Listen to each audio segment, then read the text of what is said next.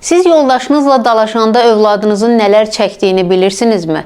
Hansı evdə cütlüklər arasında problemlər varsa, bir-birlərini təhqir edirlərsə, boşanmaqla təhdid edirlərsə, uşaqlar bu səsləri eşidərək böyüyürlərsə, o uşaqlarda təşviş, depressiya, özgüvənsizlik və ya daha da təhlükəli psixoloji xəstəliklər görünür.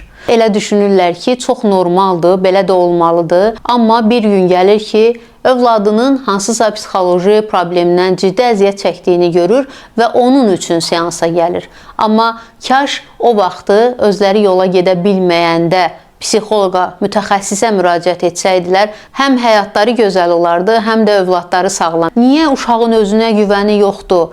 Niyə bu belə davranır? Niyə bu qədər qorxaqdır? Deyərək seansa gətirirlər, amma baxıb görürük ki, o səs-küylü, o təşvişli bir evdə böyüyüb və o evdə ancaq bir insan bu qədər özgüvənli ola bilərdi. Bu davadalaşlarla böyüdüyü üçün, travma aldığı üçün, hətta zəkasının inkişafının qabağını aldığını bilirdinizmi? Bu yeniyetmə, bu gənc gələcəkdə nə qədər ailə qurmaq istəyəcək?